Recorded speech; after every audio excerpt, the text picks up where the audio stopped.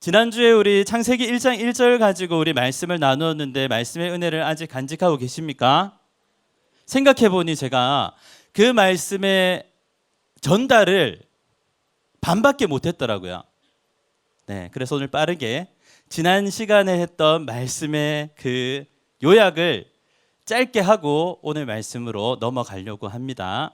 우리 지난 시간에 보았던 말씀이 창세기 1장 1절인데 우리 창세기 1장 1절 말씀 한번 띄워주시겠어요? 같이 읽겠습니다. 시작.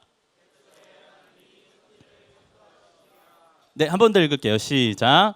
태초에 하나님이 천지를 창조하시니라. 아멘. 자, 하나님께서 창조하셨다. 하나님께서 창조하셨다라는 동사가 히브리어로 뭐라고 했는지 혹시 기억이 나는 친구들을 한번 얘기해 주시겠어요? 작가님 친구라고 하니까 좀 이상하네요. 태초의 브레시트 좋아요. 자, 창조하다라는 단어는 뒤에서 들렸습니다. 바라. 그러죠? 바라. 브레시트 바라 엘로힘. 네, 맞습니다. 태초에 하나님이 천지를 창조하시니라. 바라라고 했어요. 그래서 제가 바라의 뜻의 의미를 무로부터 어떤 것을 만들 때, 없는 것으로부터 있는 것을 만들 때 이 단어는 하나님께만 사용되는 단어다라고 말씀드렸습니다. 기억하십니까? 네. 여기서 반쪽만 얘기했던 거예요. 자, 다시 얘기할게요. 자, 지난주라고 생각하고 다시 들어보세요.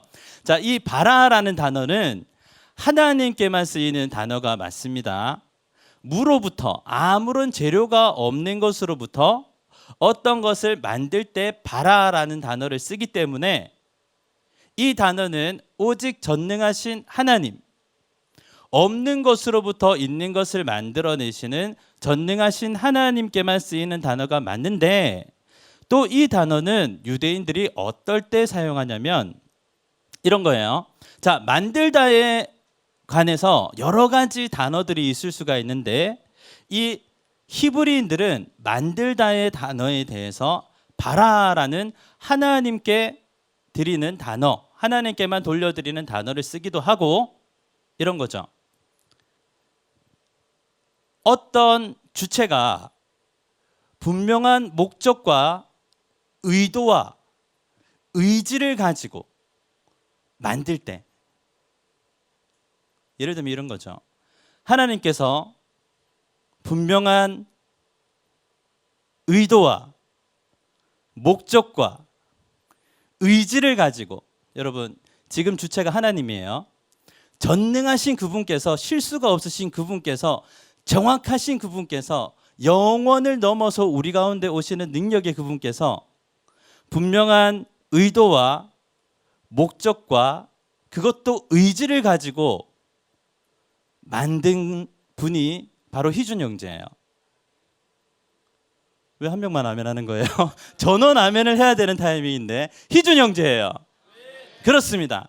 마찬가지로 이 자리에 앉으신 모든 분들이 하나님께서 이 하나님은 전능하신 하나님인데 온 우주 천지 만물을 말씀 한마디로 창조하신 전능하신 하나님께서 분명한 의도와 의지와 그것도 목적을 가지시고 의지를 가지시고 만들어 내신 다라고 할 때 바라라는 단어를 쓰는 거예요.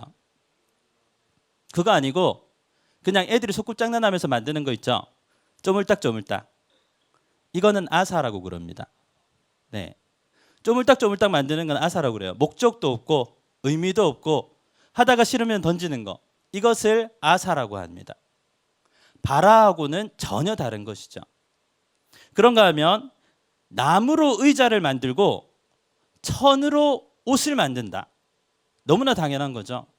나무를 잘라서 책상을 만들고 의자를 만들고 옷감을 잘라서 옷을 만든다 할 때 쓰는 단어는 야찰이라는 단어를 써요. 뭐라고요? 고맙습니다. 야찰이라는 단어를 써요. 그러니까 아사나 뭘 가지고 만드는 야찰과는 전혀 다른 단어가 바라라는 단어인 거예요. 하나님만이 목적과 의도를 가지고 그것을 의지를 가지고 만들어낸 바라. 무에서 유를 창조하신, 아무런 재료 없이 유를 창조하시는 하나님이 만드신 바라. 네. 그 바라. 인생은 B와 D 사이의 C가 아니라 뭐라고 했죠? 인생은 B와 D 사이에 새롭네요, 여러분. 인생은 B와 D 사이의 C가 아니라 인생은 B와 D 사이의 하나님이다. 왜 이렇게 자신이 없어요? 맞는데. 정답인데. 인생은 B와 D 사이의 하나님이다. 나다. 그러니까 너희는 B와 D 사이에서 나를 선택해라. 하나님께 나아감을 선택하고 결단해라. 하나님을 붙잡기를 결단해라. 가 지난주의 메시지였어요. 기억나시죠? 그래요. 자, 그런 의미에서 오늘은 겨울 캠프 동료를 위한 말씀 2탄. 네. 지난주에는 없는 것과 있는 것이었고요. 오늘은 보는 것과 듣는 것입니다. 기대되지 않아요? 좋습니다. 제가 이렇게 중간으로 오는 것은 까먹어서 그런 겁니다. 자, 그래요. 자, 겨울 캠프가 드디어 이번 주 금요일 그리고 토요일 앞으로 다가왔습니다. 5일, 6일 앞으로 다가왔어요. 네. 하려면 좀 맞춰서 합시다. 자, 다시 할게. 자, 5일, 6일 앞으로 다가왔습니다. 최명호 지체님, 네, 조금 세게 해주세요. 최명호 지체님, 약해요, 거기가. 자, 저쪽 가서 할게요. 자, 5일, 6일 앞으로 다가왔습니다. 와! 네, 좋아요. 최고의 액션이었어요. 고마워요. 자, 그런데 사전 신청서를 구글로 보내드렸거든요. 네, 구글로 링크로 보내드렸어요. 신청하신 분이 몇 분인 줄 아세요? 65명, 65명. 저는 아직도 배고픕니다. 저는 아직도 목마릅니다, 여러분. 자, 겨울 캠프를 우리가 갑자기 이 겨울에 1박 2일을 같이 보낸다는 것에 대해서 아직은 마음이 내켜지지 않고 아직은 꼭 가야 하나라고 생각하는 물음표를 가지신 그분들에게 제가 그 물음표가 느낌표로 바뀔 수 있는 말씀을 드리려고 해요. 자, 여러분, 여러분들에게 만약 누가 1박 2일 동안 여행을 갈 수 있는 시간을 주고, 와우, 경비를 다 지원해주면, 그래서 여러분들이 어딘가를 가야 돼요. 그래서 여러분은 지금 방에 앉아서 캐리어를 막 싸는 그런 순간이에요. 그럼 여러분들은 무엇을 싸시겠습니까? 갑작스러운 질문이죠. 1박 2일의 여행을 갈 수 있고 시간이 주어졌고 경비가 다 지원되는 여행을 갈 수 있는 거예요. 가야 돼요. 그러면 캐리어에 여러분들은 뭘 넣으시겠습니까?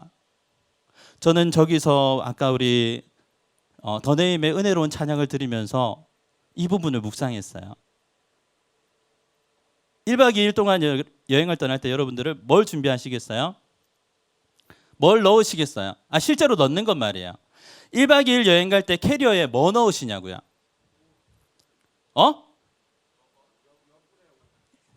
다른 거 얘기했잖아요, 처음에. 옷! 좋습니다. 옷. 또요? 양말? 옷이나 양말이나. 또? 세면도구. 좋아요. 세면도구 당연히 필요하죠. 여러분 좀 중요한 것부터 넣지 않으세요? 여권! 역시 여권 맞습니다. 여권. 자, 밖으로 나간다면 여권이 필요할 거고 국내로 간다면 그래도 신분증 정도는 필요하겠죠. 모바일 신분증이라도 핸드폰에 넣어 가겠죠. 자, 신분증 나왔습니다. 또 현찰 누구세요? 현찰 좋습니다. 지갑과 카드 정도는 당연히 챙겨야 되는 것이죠. 네, 신분증, 현찰, 카드, 이거 외에는 다 부수적인 거잖아요. 여러분 의심하지 마세요. 지금 어려운 얘기 하려고 하는 거 아니니까. 네, 의심하지 마시고 마음을 여시고 같이 나누어요. 자, 신분증이 필요하고 카드가 필요합니다. 이 외에는 다 뭐다? 부수적인 것이다. 부수적인 것이라는 것의 의미는 뭐예요? 있어도 그만, 없어도 그만, 가서 사면 되고. 그것이 부수적이라는 것의 의미죠. 그러면서 저는 생각해 봤어요. 우리 청년부가 겨울 캠프를 가는데 준비해야 될 게 뭔가? 첫 번째, 신분증. 그리스도인 청년들의 정체성. 예수 믿는 청년들의 정체성. 나는 예수 믿는 청년이지. 나는 예수 믿는 목포 사랑의 교회 청년이지. 나는 이 시대를 감당하는 하나님의 백성이자 우리 교회를 대표하는 부서 청년부의 일원이지 라는 신분증을 꼭 챙겨 오셨으면 좋겠어요. 네, 그거 놔두고 오지 마시고 꼭 챙겨 오시기 바랍니다. 또 한 가지는 뭐예요? 현찰. 우리 겨울 캠프는 전액 지원이 됩니다, 여러분. 그러니까 현찰을 많이 들고 오세요. 후원 모금함에다가 그냥 때려 넣는 거예요. 여러분 1박 2일 여행 가도 여러분 대충 계산하고 가잖아요. 한 끼, 두 끼, 자는 거, 먹는 거, 입는 거. 그만큼 넣으라고 안 할 테니까. 예. 예. 사실 안 내도 상관없어요, 여러분. 이미 다 준비되어 있거든요. 이미 차고 넘치도록 준비되어 있어요. 예. 근데 후원을 받는 이유는 단 한 가지입니다. 다음번에 더 재밌게 잘 준비하기 위해서. 예. 그런 거죠. 정체성이라는 것을 꼭 생각하시고 그 다음에 네, 꼭 필요한 것 한 가지 정도 챙기실 수 있고 나머지는 다 부수적인데 꼭 빼놓고 와야 되는 것이 있어요. 뭘까요? 캐리어에 담아오지 말아야 되는 거 있어요. 뭘까요? 얘기해요. 얘기해. 뭐? 뭐라는지 안 들려서 뭐? 걱정, 염려, 두려움. 저까지는 가지 말자. 걱정, 염려, 두려움. 내가 여기 가서 뭐 하지? 괜히, 굳이? 라는 것 다 버리고 오세요. 걱정. 내가 가서 동화되지 못하고 친해지지 못하면 어떡하지? 그런 걱정들 버리고 오세요. 안 친해질 수가 없어요. 여러분 같이 모여가지고 같이 떡볶이 만들어 먹고 같이 라면 끓여 먹고 같이 윷놀이하고 같이 제기차기 하고 임원들 이거 공개해도 되나요? 같이 제기차기 하고 같이 윷놀이하고 같이 티타임 가지고 같이 한 방에서 자는데 어떻게 안 친해져요? 만약에 그렇게 해도 안 친해졌는데 다음날 토성에 100명이 서가지고 찬양하는데 어떻게 안 친해질 수가 있어요? 그러니까 안 친해질 걱정, 대면의 걱정, 2025년에 우리가 하나 되지 않을 걱정은 다 그냥 던지고, 네. 두려움, 염려, 걱정은 다 빼놓으시고, 정체성 가져오시고, 현찰 꼭 가져오시고, 농담이에요. 네, 안 가져오셔도 상관없고, 나머지는 다 부수적인 거예요. 가지고 오셔도 되고 안 가지고 오셔도 돼요. 저는 애착 베개가 없으면 잠을 못 잡니다. 가져오세요. 저는 다이슨 드라이기가 아니면 아침에 머리가 안 됩니다. 가져오세요. 2시에 일어나가지고 하세요. 1시에 자고 2시에 일어나가지고 막 하시라고요. 나는 풀메가 아니면 앞에 무대에 설 수 없습니다. 서세요. 하세요. 잠을 줄이고. 네, 저희는 3시 50분에 일어날 거니까요. 맞나? 어쨌든 꼭 챙겨야 될 것들은 챙기고 버려야 할 것들은 버리고 이래도 되는 것 저래도 되는 것은 각자의 선택에 맡기고 캐리어 그 있잖아요. 이민 가방 들고 오셔도 돼요. 그래서 잠이 오고 그래서 내가 마음의 안정이 된다면 이민 가방 안에 2개라도 가져오세요. 하지만 오세요. 나는 남자니까 그냥 이런 스포츠 가방 하나면 돼요. 그냥 오세요. 그러면 그거 들고 오세요. 어쨌든 오세요. 어쨌든 오세요. 왜 우리 겨울 캠프의 회비가 무료냐고요? 당신을 위해서. 여전히 물음표인 당신을 위해서 무료로 하는 거예요. 당연히 회비를 받아서 진행돼야 되는 행사를 왜 무료로 하냐고요? 왜 장로님께서 후원을 어마어마하게 하고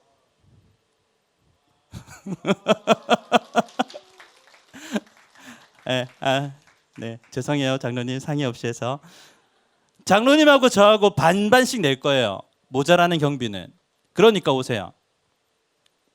저한테도 피 같은 돈이고 저한테도 피 같은 양육비고 저도 커피 안 사 먹고 10원 아껴가지고 여러분들 회비 내드리고 경비 내드릴 테니까 제발 오세요. 그러면 좋겠어요. 그러면 좋겠어요. 네. 왜 윷놀이 하는데요? 왜 제기차기 하는데요?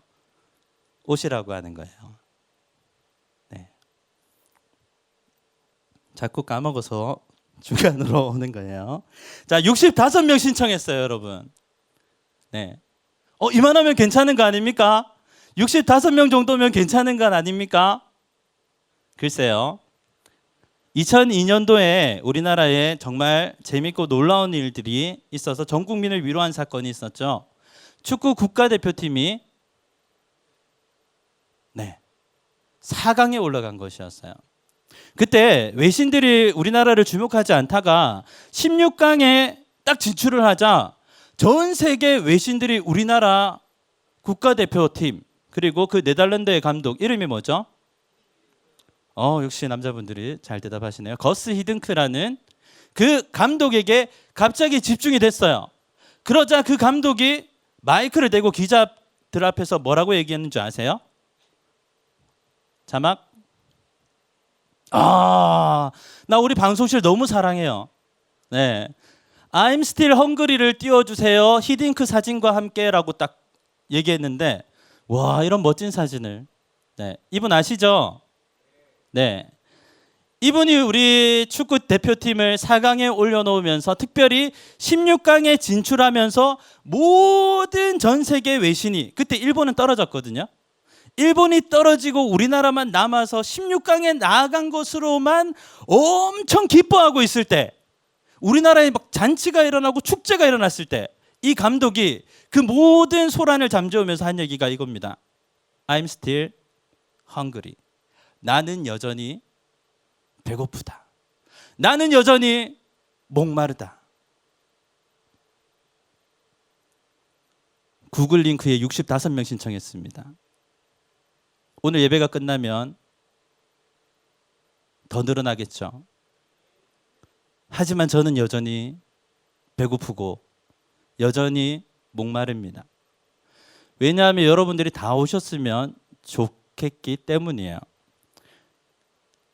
여러분들을 향한 이 마음은 하나님이 여러분들을 향해 저에게 주시는 마음이기 때문에 한번 도전해 보시기 바랍니다. 할 수 있습니다. 할 수 있습니다. 할 수 있어요. 믿음으로 도전을 해야 되는데 할 수 있습니다. 그럼 좀 더 오래전의 얘기로 가보죠. 볼테르. 좀 오래전의 사람이죠. 자, 한번 크게 읽어볼까요? 시작. 좋은 것은 위대한 것의 원수다. 네, 이해가 되시죠? 의미가 어느 정도 적당히 잘하기 때문에 탁월하지 못한 거예요.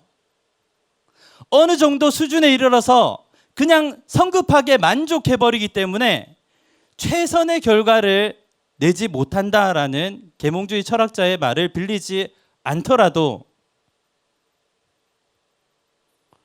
65명은 100명을 막는 거예요. 제가 65명에서 만족하고 여기서 첫 술에 배부를 순 없지 여기서 멈추자라고 하면 안 되는 거죠. 다 갑시다. 자, 그러려면 쉬운 거 하나만 하면 돼요. 여러분들이 받은 링크에다가 네라고 하시면 돼요.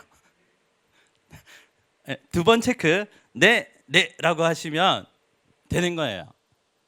네. 아직 지금 막 물음표가 막 느낌표로 막 왔다 갔다 하는데 그냥 네 누르시면 고민이 없어져요, 여러분. 그렇습니다. 그런 거예요. 그렇게 됩니다. 자, 이제 말씀 속으로 들어가 보도록 하겠습니다. 오늘 말씀을 볼게요. 자, 오늘은 창세기에 나오는 한 가지 일화를 이야기하려고 합니다. 요셉 이야기죠. 요셉 이야기는 정말 드라마 같아요. 드라마 오브 드라마. 드라마의 클라이막스. 드라마의 하이라이트. 우리는 요셉을 이야기할 때 요셉 드라마의 절정을 무엇으로 얘기합니까? 말씀을 많이 하는 다현 형제. 요셉 내러티브에서 가장 핵심이 되는 게 뭐예요? 그러죠. 요셉이 애굽의 국무총리, 한 나라의 최강대국의 국무총리가 된 사건 아닙니다. 그가 7년 흉년을 겪고 7년 풍년을 겪어서 전 세계에서 애굽을 가장 강대국으로 만드는 사건 아닙니다. 기근이 든 이스라엘에 살고 있던 자기 아버지와 식솔들 70명을 애굽으로 데리고 내려와서 고센 땅에 정착하게 해서 60만 3,550명의 그 한 민족이 될 때까지의 양육자가 되는 것 그것도 아닙니다. 요셉 이야기에서 가장 핵심적인 이야기는 오늘 우리가 읽은 이야기인데요. 바로 이 요셉이 자신을 팔아서 자신을 원수 삼아 팔아버린 관계적으로 죽여버린 자신의 형들을 용서하는 장면이에요. 여러분, 한 사람이 한을 가지고 분노를 가지고 평생 형제들을 미워하는데 그 악이 머리 끝까지 받쳐서 살아가는 사람이 국무총리가 되면 뭐하고, 그렇게 살아가는 사람이 총리가 되면 뭐하고, 한민족을 먹이면 뭐하고, 그 사람이 잘 되면 뭐하겠어요. 오늘은 아주 한 사람의 개인적이면서도 이 모든 이야기들을 뒤집는 이야기, 요셉 내러티브의 핵심적인 이야기가 담겨져 있습니다. 그 이야기를 같이 보려고 하는 거예요. 자, 요셉 이야기를 해보죠. 오늘 처음 오시는 분들도 있으니까 교회를 처음 왔다라는 생각으로 한번 들어주시길 바라요. 자, 요셉이라는 사람이 있었어요. 태어나자마자 그에게는 10명의 형제가 있었고, 자기가 11번째, 자기 동생이 12번째인 아주 엄마가 4명인 그런 집에서 태어났어요. 그래서 11번째로 태어났는데 아빠가 자기 엄마를, 배다른 형제들이 다 있는 거예요. 12명이. 그 중에서 아빠가 엄마를 너무너무 사랑해가지고 자기가 이쁨을 받아요. 색동옷을 입고, 그때 색동옷은 왕족이 입는 것을 얘기를 하는 거예요. 자, 돈 있는 부자가 왕들이 입는 옷을 사준 거예요. 첫째에게 사줬나요? 아니죠. 넷째에게 사줬나요? 아니에요. 11째에게 사줬어요. 그러면 봐도 알겠지만 태어난 순서대로 힘이 세다고 보면 11번째 서열이 가장 예쁨 받으면 당연히 시기와 질투가 일어나는 거죠. 시기와 질투가 일어나는 그 소용돌이 속에서 우여곡절 끝에 어느 날 늘 시기와 질투를 당하던 이 요셉이라는 사람이 형제들에게 미움을 받고 구덩이에 던져져요.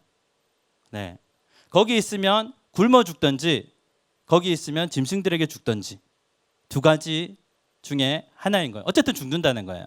어쨌든 죽을 위기에 처한 이 요셉을 첫 번째 형이 팔아버리자.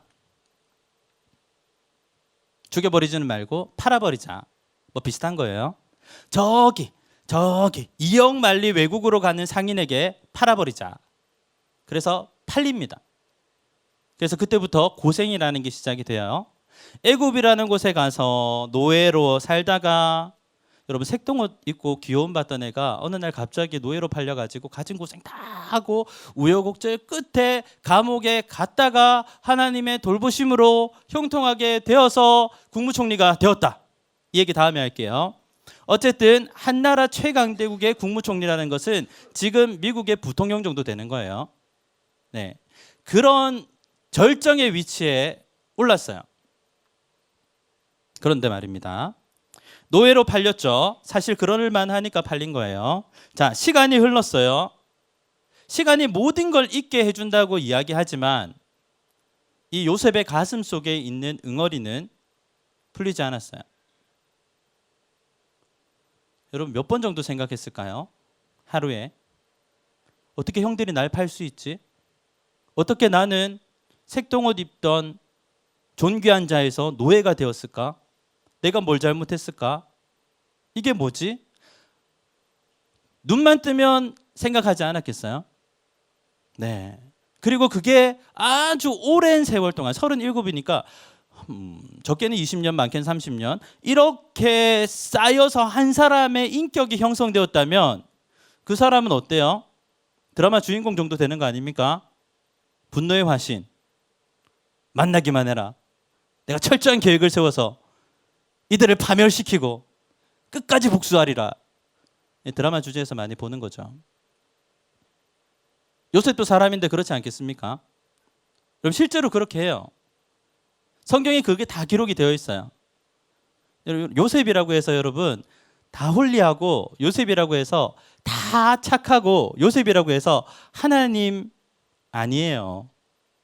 자, 요셉의 악행에 대해서 오늘 좀 말씀을 살펴보도록 하겠습니다. 자, 요셉의 악행이 뭡니까? 성경을 보면 자, 첫 번째 기근, 가뭄이 들어서 온 형제들이 왔어요. 자, 미국의 부통령 정도 되니까 굉장히 높은 자리에 있는 것이죠. 그리고 형들이었지만 지금 곡식을 사러 온 작은 약소 민족의 한 10명 정도 되는 분들이죠. 네, 그들이 왔어요. 그러면 레벨 차이가 너무 나죠. 엎드려 있겠죠. 앞에는 화장하고 가면 썼죠. 그러니까 자기 동생인 줄 알아보지 못하죠. 네, 그러면 우리가 요셉에게 가진 이미지, 요셉이라는 착함과 요셉이라는 선함과 요셉처럼 되어야지 커서 하는 모든 것들이 다 녹여져 있는 요셉이라면 어떻게 해야 돼요? 형님들 오셨습니까? 제가 당신들의 모든 잘못을 용서합니다. 저도 부족한데 당신들도 연약함이 있겠죠. 이래야 되잖아요. 근데 재밌는 거는 성경 여러분 진짜 재밌어요. 요셉이 어떻게 하는지 보세요. 뭐라고 하냐면 자, 1번 기근 중에 곡식을 사러 온 형제들을 모른 척함. 이야, 이거 재밌지 않습니까? 기근이 들어가지고 지금 곡식을 안 사고 돌아가면 굶어 죽는 사람들한테 자기가 누구인지 숨기고 모른 척 하는 거예요. 왜 그랬을까? 요셉이 왜 그랬을까? 저는 그 안에 분노가 있었다고 봅니다. 이 갈아 마셔도 시원찮을 희준 형제 아니에요? 미안해요. 이 갈아 마셔도 시원찮을 인간들 뭐 이러면서 이렇게 했을 수도 있을 거예요. 평생 눈앞에 띄기만 해라. 내가 더군다나 애굽의 총리인데 말 한마디면 싹 쓸어버릴 수 있는데 그런 분노에 찬 요셉의 모습도 그려볼 수 있는 거죠. 여러분 설명을 해야 되겠네요. 이것은 성경적 상상력이라고 해가지고 성경에 없는 이야기를 상상해 보는 거예요. 네, 그러니까 상상 정도로 이해하시면 되고 딴 데 가서 절대로 안도근 목사가 요셉이 분노해가지고 죽여버리겠다 이런 얘기 했다고 하면 안 돼요. 아시겠죠? 왜 대답이 없을까? 성경적 상상력, 허용치 안에서 하는 거예요. 근데 성경에 기록된 것은 기근 중에 곡식을 사러 온 형제들을 모른 척했고 거기서 모른 척한 것에 끝나는 것이 아니라 뭐죠? 정탐꾼으로 몰았어요. 너희들은 이 나라를 정탐하러 온 정탐꾼들이구나. 역적으로 몰았다. 간첩으로 몰았다는 거예요. 와, 곡식 좀 사러 왔다가 간첩으로 몰렸어요. 그것도 최고 넘버 2 권위자한테 지금 간첩으로 몰린 거예요. 그럼 형들의 간담이 만약에 여러분들이 그 자리라면 어떻겠어요? 안 놀랄 사람이 있을까? 화들짝 안 놀랄 사람이 있을까? 근데 그걸 2번이나 해. 성경을 보면 2번이나 얘기해요. 니들이 간첩이로구나. 아니다, 니들은 간첩이야. 이렇게 하는 거예요. 네, 오늘 왜 이렇게 연기를 하지? 자, 창세기 42장 9절 말씀. 창세기 42장 9절 말씀. 자, 크게 읽습니다. 시작. 요셉이 그들에게 대하여 꾼 꿈을 생각하고 그들에게 이르되 너희는 정탐꾼들이라 이 나라의 틈을 엿보려고 왔느니라. 이렇게 한다 했잖아요. 근데 앞에 단서가 붙어 있어요. 어릴 때 꿨던 그 꿈을 생각하고. 와, 계획적인 사람. 옛날에 꿨던 꿈을 생각하고 완전 제대로 조지는 거예요. 와, 요셉 마음에 들어요. 그리고 어떻게 하죠? 거기서 끝나는 거 아닙니다. 네, 요셉의 복수. 요셉의 악행을 수정할게요. 요셉의 복수. 2번째, 막내 베냐민을 데려와라 얘기해요. 요셉이 죽었으니까 아버지가 생각하기에 요셉이 죽었으니까 그의 동생 베냐민은 사랑하는 아내로부터 낳은 유일한 혈육인 거예요. 물론 10명이 있지만 요셉이 없어졌으니까 베냐민은 유일한 아들이 되는 거예요. 그래서 그를 꽁꽁 싸매고 나머지 10명을 곡식 사러 보낸 거예요. 그런데 요셉이 어떻게 하냐면 그 사실을 듣고 어떻게 하냐면 막내 베냐민을 데려와라 이렇게 얘기합니다. 그것도 진짜 웃겨요. 베냐민을 데려와라고 하면 되잖아요. 베냐민을 데려와라. 이들을 3일 동안 가두어라. 이렇게 합니다. 3일을 그냥 가두어 버려요. 그리고 오늘 말씀 나오는 거거든요. 42장 18절부터 21절 말씀 우리 다시 한번 읽어볼게요. 이러한 맥락이 진행되는 요셉의 복수 시리즈의 한가운데 있는 거예요. 자, 읽습니다. 시작. 요셉이 그들에게 이르되 나는 하나님을 경외하노니 너희는 이같이 하여 생명을 보전하라. 너희가 확실한 자들이면 너희 형제 중 한 사람만 그 옥에 갇히게 하고 너희는 곡식을 가지고 가서 너희 집안의 굶주림을 구하고 너희 막내 아우를 내게로 데리고 오라. 그러면 너희 말이 진실함이 되고 너희가 죽지 아니하리라 하니 그들이 그대로 하니라. 그들이 서로 말하되, 여기 중요해요. 그들이 서로 말하되 우리가 아우의 일로 말미암아 범죄하였도다. 그가 우리에게 해결할 때에 그 마음의 괴로움을 보고도 듣지 아니하였으므로 이 괴로움이 우리에게 임하도다. 여기 띄워놔 주세요. 이 말씀. 오늘 말씀이 이러한 배경에서 나오는 겁니다. 자, 이 이야기 다음에도 시므온을 결박해요. 형제들에게 곡식을 주면서 시므온을 돌려보내요. 그러면서 이 계획적인 사람, 조직적인 사람이 어떻게 하냐면 곡식 사려고 가지고 온 돈을 그 자루에 다시 담아 보내요. 집에 가서 자루를 풀어봤는데 곡식 값이 그대로 있는 거예요. 성경을 보면 그 사건을 보고 아버지와 10명의 아들이 두려워하고 떨었다고 돼 있어요. 애굽의 제2 권세자에게 돈을 주고 곡식을 사와야 되는데 곡식은 받아왔는데 그 돈이 그대로 들어있는 거야. 얼마나 놀랄 일이에요. 그게 요셉의 계획인 거죠. 모두를 두렵고 떨게 하는 거.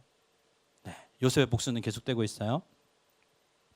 그리고 그들이 다시 기근이 들어서 왔을 때 드디어 베냐민을 데리고 오죠. 12번째 아들 베냐민을 데리고 오는데 즐겁게 먹고 마셔요. 이번에는. 그리고 난 다음에 어떻게 하죠? 은잔을 베냐민에게 넣어가지고 너희 다 종으로 삼겠다 이렇게 얘기해요. 저는 여기가 뭔지 모르겠어요. 이 대목이 지금 잘 아시는 분은 성경을 깊이 이해하시는 분 저한테 좀 가르쳐 주세요. 요셉이 왜 이러는지. 어쨌든 이러한 일련의 사건들을 통해서 요셉과 형제들이 끌어안고 하나님의 역사하심을 선포하고 그 다음에 모든 것들이 밝혀지고 화해하고 70명의 가족들이 내려와서 한 민족을 이루는 하나님의 계획 안에 있는 일들이 벌어지는데, 저는 그 사건들의 일련의 클라이맥스가 이 노란색이라고 생각합니다.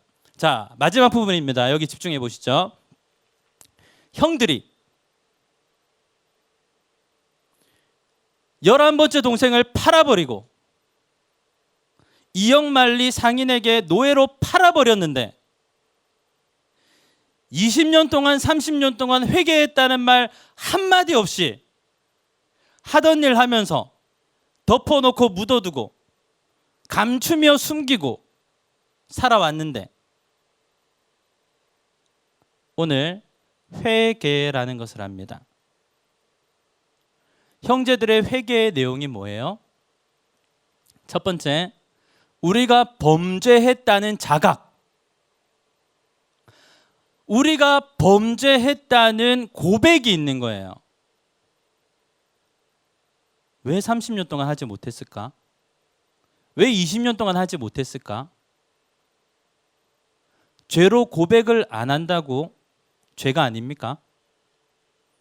숨기고 감추고 꽁꽁 싸매는다 해서 그것이 죄가 아닙니까? 열매는 계속 맺히고 있는데 그 일에 대한 열매는 계속 자라나고 있는데 내 눈을 가린다고 그것이 안 자라납니까?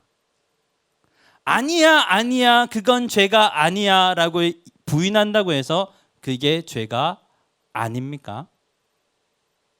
아니죠. 그러면 형제들이 회개한 내용은 뭐예요?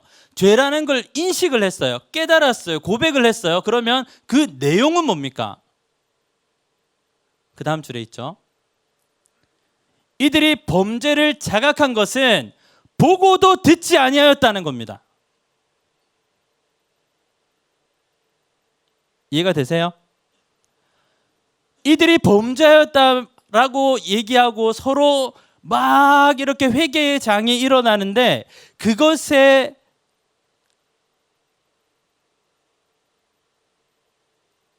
정확한 핵심이 보고도 듣지 아니하였다라는 겁니다. 자, 그 형제들에게 가볼게요. 이 형제들이 범죄로 30년 만에 인식하게 된 보고도 듣지 아니하였다는 건 뭐예요?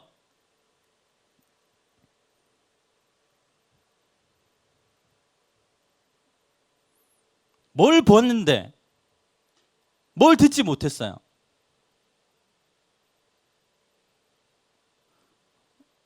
어려운 거 묻지 않아요, 여러분. 진짜 어려운 거 안 물어요. 뭘 봤는데 뭘 못 들었어요?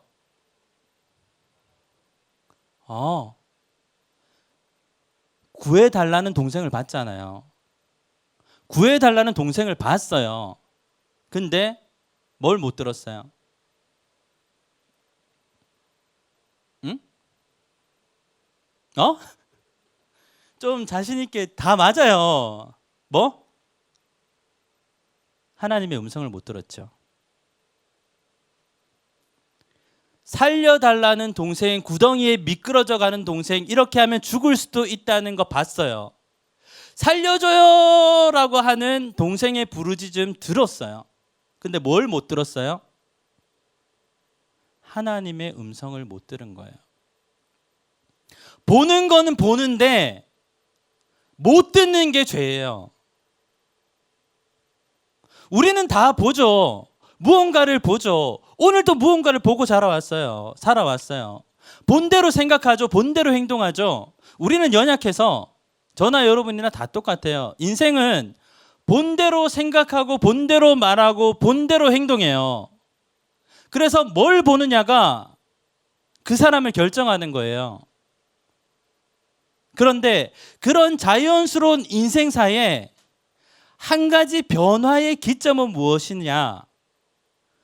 보고 들리는 대로가 아니라 우리 주님의 말씀을 듣는 데서 변화가 일어나는 것이에요.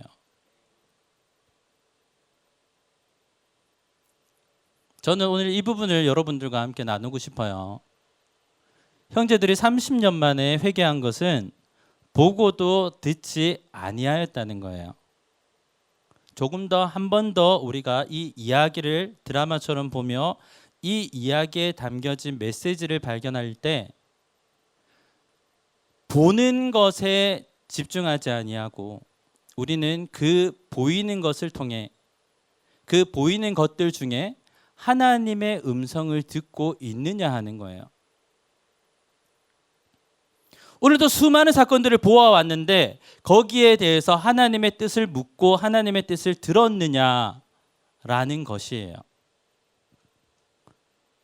아니면 보이는 대로 나의 자연스럽게 형성된 방어 기제로 인해 이렇게 하면 툭, 저렇게 하면 툭, 이게 나니까 라고 합리화하며 이럴 수밖에 없지, 누구라도 이 상황이면 이렇게 할 거야 라고 스스로를 감추며 그랬던 것은 아닌지. 마지막으로 봅시다. 야고보서요. 크게 읽습니다. 시작. 그러므로 사람이 선을 행할 줄 알고도 행하지 아니하면 죄인이라. 와우. 고상한 그리스도인들의 삶의 기준에 대해서 얘기해요. 사람이 선을 행할 줄 알고도 행하지 않는 게 죄라고 말씀하세요. 우리는 기껏해야 뭔가 크게 감옥에 들어가는 사람들을 비견해서 큰 잘못을 해야 그게 죄인 줄 아는데, 아니요, 하나님께서 하나님의 이 땅을 살아가는 하나님의 백성, 하나님의 청년들에게 요구하시는 고상한 가치는, 수준 높은 삶은 선을 행할 줄 알고도 행하지 아니하면 그것이 죄인 줄 깨닫고 믿음의 결단을 해야 할 때 믿음의 결단을 하라라고 가르쳐 주시는 것입니다. 저는 여기서 깜짝 놀래요. 이렇게 말씀하실 수 있는 인간은 없습니다. 이렇게 말할 수 있는 사람은 없습니다. 지나 잘하지. 근데 이렇게 말씀하시는 분은 하나님이시고, 이분의 우리에게 주시는 말씀을 붙들면 우리 인생에 놀라운 역사가, 광야의 길을 사막의 강을 내시는 분께서 오늘 우리를 초청하시는 줄 믿습니다. 아멘. 인생에 한 번쯤은, 짧은 청년의 시기에 한 번쯤은 도전해야 됩니다. 유익이 없어도, 이해가 안 돼도, 그분의 뜻이라면 캐리어 싸들고 1박 2일 정도 던질 수 있어야 됩니다. 이 이야기를 하기 위해서 저는 장장 45분을 여러분들에게, 다 기억하지 않으셔도 좋은데, 믿음의 결단을 하라는 부분은 함께 꼭 붙드셨으면 좋겠습니다. 여러분, 왜 5일이 있는 줄 아세요? 왜 5일이 남았는 줄 아십니까? 뭐? 아니요. 못 오시는 분들 있잖아요. 이해해요. 선약 있으신 분들 이해한다고요. 피치 못할 모임, 회의, 출장 있는 거, 괜찮습니다. 5일이 있잖아요. 기도할 수 있는 시간 5일. 출장이 바뀌고, 약속이 바뀌고, 변경되고, 바뀌고 5번이 바뀔 수 있는 시간 5일. 네. 여러분, 사막에 강을 내시는 광야의 길을 만드시는 분이 여러분 약속 못 받으신다고 생각하는 거는 진짜 하나님 좀 잘못 믿는 거예요. 예, 그러니까 기도합시다. 같이 기도해서 5일 동안 열심히 기도하고 그래도 안 바뀌면 출장 가세요.